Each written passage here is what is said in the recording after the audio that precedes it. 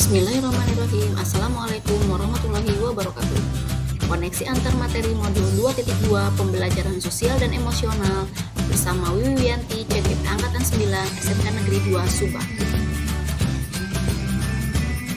Pada pendidikan guru penggerak kali ini, saya didampingi oleh Ibu Hijrah Fitriani, SPD MPD sebagai fasilitator, dan Bapak Yosef Muhammad Kadagi, SPD MPD sebagai pengajar praktik.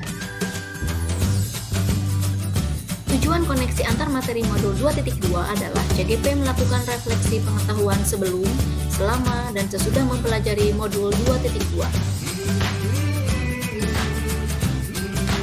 Adapun pertanyaan pemantik pada koneksi antar materi kali ini adalah yang pertama, apa kesimpulan tentang perubahan pengetahuan, keterampilan, sikap sebagai pemimpin pembelajaran setelah mempelajari pembelajaran sosial dan emosional?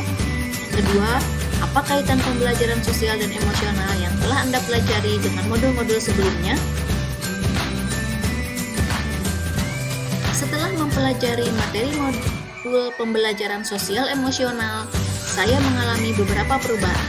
Saya lebih memahami pembelajaran sosial emosional dan lebih terampil dalam memahami dan mengelola emosional baik pada guru maupun murid. Saya juga belajar menggunakan pengaplikasian dalam pembelajaran yang memungkinkan pembelajaran berjalan dengan lebih baik.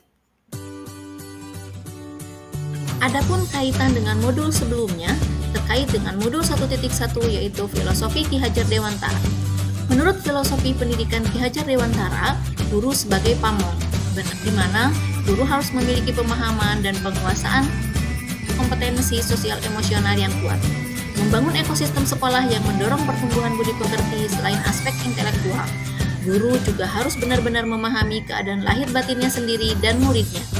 Guru diberi kesempatan untuk menyadari, melihat, mendengarkan, merasakan, dan mengalami pengalaman belajar yang dapat membantu mereka memperoleh pengetahuan, kemampuan, dan sikap yang positif tentang aspek sosial dan emosionalnya. Kaitan dengan modul 1.2 yaitu nilai dan peran guru penggerak, guru dapat menciptakan standar dan peran untuk guru dan murid dalam mengelola emosi. Dengan cara ini, prinsip kemandirian dan pembelajaran yang berpusat pada murid, serta peran guru penggerak yang mendorong kolaborasi dan pemimpin pembelajaran dapat tercapai dan dilaksanakan secara seimbang. Kaitan dengan modul 1.3 yaitu visi guru penggerak dengan mengajarkan kesadaran diri, manajemen diri, kesadaran sosial, kemampuan berelasi, dan pengambilan keputusan yang bertanggung jawab, guru dapat mewujudkan profil pelajar Pancasila yang memiliki 6 dimensi. Kaitan dengan modul 1.4 yaitu budaya positif, guru dan murid dapat mengenali dan memahami emosi setiap orang sehingga mereka dapat mengontrol diri mereka sendiri. Mereka dapat menciptakan suasana yang menyenangkan, aman, dan nyaman yang berkontribusi pada penerapan budaya positif melalui disiplin positif dan keyakinan kelas dengan sebaik mungkin sesuai dengan kesadaran diri dan manajemen diri. Sedangkan kaitan dengan modul 2.1 yaitu pembelajaran berdiferensiasi, dengan mengidentifikasi perasaan dan emosi, guru dapat melakukan pembelajaran yang sejalan dengan pembelajaran berdiferensiasi yang memetakan kebutuhan murid seperti kesiapan, minat, dan profil belajar mereka. Dengan menggunakan strategi diferensiasi konten, proses, dan produk, pembelajaran dapat disesuaikan dengan kebutuhan murid untuk membuat pembelajaran lebih menyenangkan dan memungkinkan murid untuk belajar secara mandiri.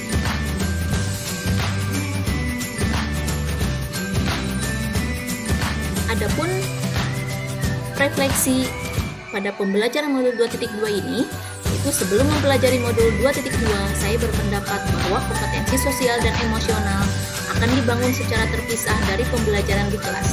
Oleh karena itu, saya hanya berkonsentrasi pada proses penyampaian materi kognitif sesuai dengan kurikulum.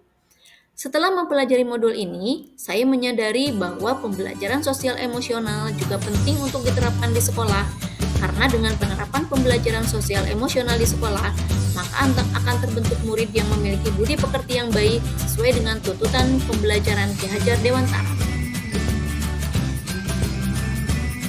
3 hal penting yang telah saya pelajari pada modul ini, yang pertama adalah kompetensi sosial emosional, yang kedua tentang kesadaran penuh, Dan yang ketiga tentang implementasi PSE di sekolah dan di kelas.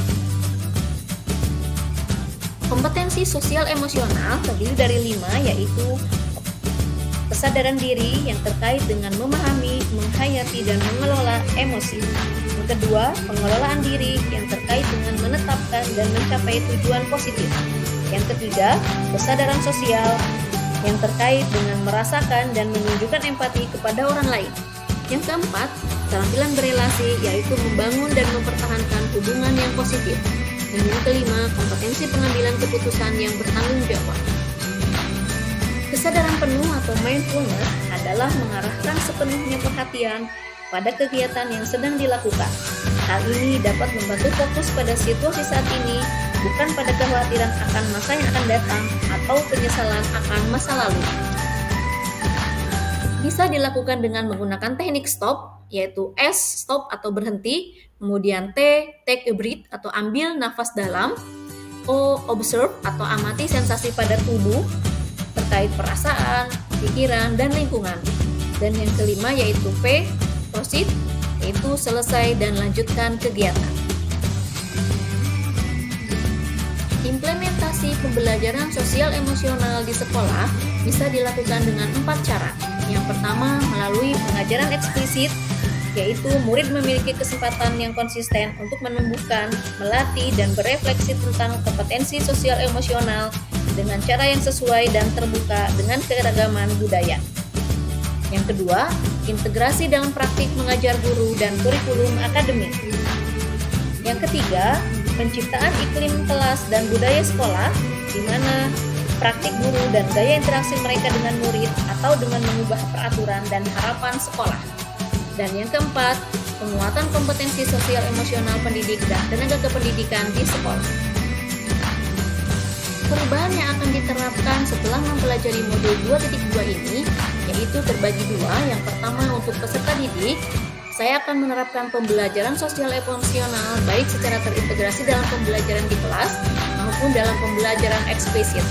Sedangkan terhadap rekan sejawat, saya akan melakukan 3 hal. Yang pertama, menjadi teladan dengan selalu hadir tepat waktu dan menerapkan kompetensi sosial emosional dalam peran dan tugas. Yang kedua, selalu belajar dengan cara senantiasa membiasakan refleksi dan berbagi praktik baik. Dan yang ketiga, selalu berkolaborasi dalam semua kegiatan di sekolah. Demikian yang bisa saya sampaikan. Terima kasih.